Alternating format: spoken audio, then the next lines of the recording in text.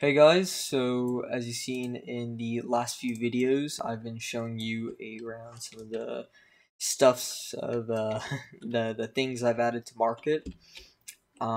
So as you know, the latest video was a long time ago.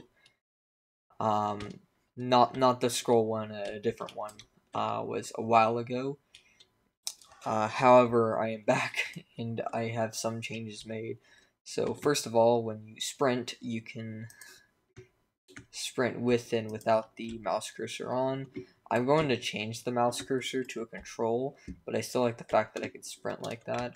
When you walk, you can walk like this, and you can hold DAS, and you will still have that crouch walk.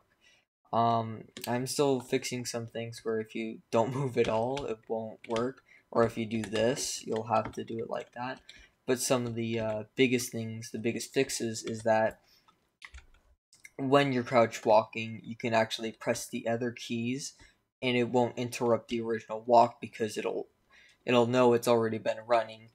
And I'm gonna use some of that to fix some of these other bugs as well, like when it's walking but it doesn't stop walking. Um, it's a little bit of priority stuff. Also, when you jump, if you run out of stamina and you jump, the jumps will be a lot smaller. However, when you run, your jumps will be pretty large. I'm gonna scale them down though, because this is a test. As you can see, the jumps are way too big. Um, I do want to make this game a little bit harder. I don't want to make it like RTDA where you have, the basic 100 health. I want to actually make it a bit different. So one of the things I'm gonna add is I'm actually gonna reduce it to 25 health, so 25 HP, and you can still add armor and gain more HP, but for the most part, every player will sort of start off with 25 HP, and the armor will only protect so much for only so long. Um, and yeah, uh, what was I thinking? Right. Okay, so 25 HP. Stamina will still be 100 though. You won't really notice the difference because stamina will be a static thing that I create. There's no numbers to it. Um, so yeah. I'm also gonna lower the jump, especially on zombies.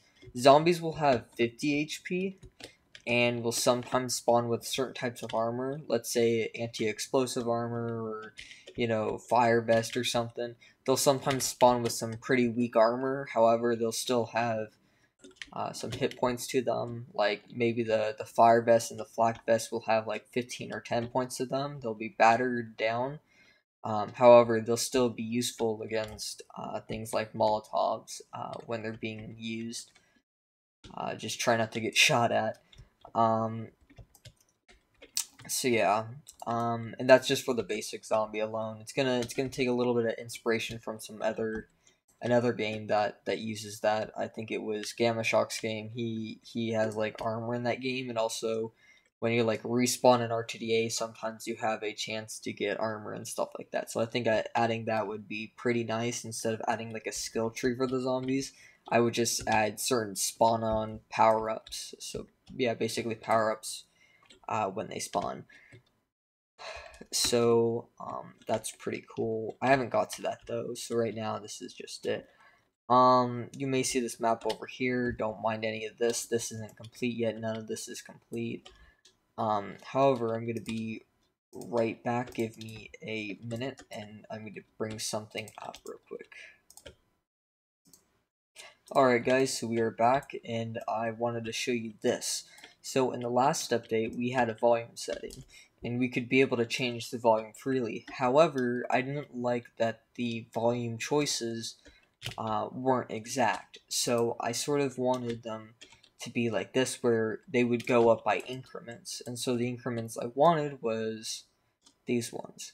So I will have this right here, where it would go by these increments and sort of teleport to each increment.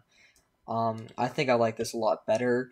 It doesn't look smoother, but I think it makes it kind of cool as well. Um, Also, this does update. Shown in my last video that it does update. Also, debug is on right now, so you can see everything like this. But yeah, this does update within the voice thing, or not the voice thing, the sound thing. So whenever a sound's playing, they'll update it, and the volume will update within the game. So if you don't want any sound, you turn volume off. If you don't want any music, you turn volume off for the music, and then you can have sounds on. You can change the sound and stuff, and that's also really fun as well. So yeah, that was actually mostly it for today. It was just some animation changes. I mostly did maps for the rest of the time, so that's why this map is a little bit updated, but not so much. There was another map I was doing right here, but I sort of completed it and did some, settings and stuff. Most of the content in this game that I was doing today was actually just settings and presets I was sort of making for the game.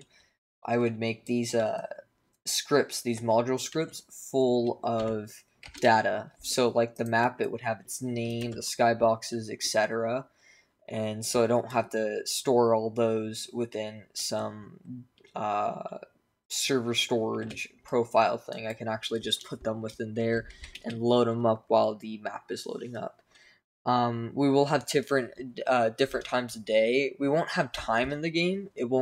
Day won't pass by, but we will have different times of day for each map, which will be pretty static. So it'll be more like R2D8 there. Oh shit, somebody just joined me. So that's it.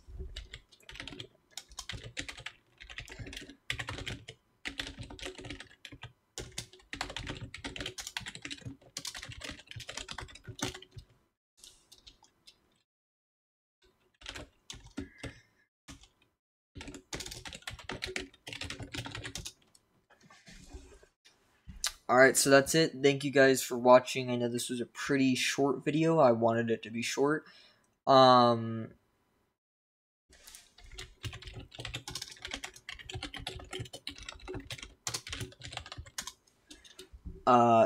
that's pretty much it. There's really not much else to talk about. I just got to get back to work and work on the core sort of runtime script thingy I have to do so I can actually load in maps and stuff. And then I'll begin developing guns within a different game, and then we'll have guns. I'm gonna focus on melee for now because I think if I polish the melee content, that it'll just turn out a lot better. So yeah. Alright, see you guys in the next video. Thanks for watching.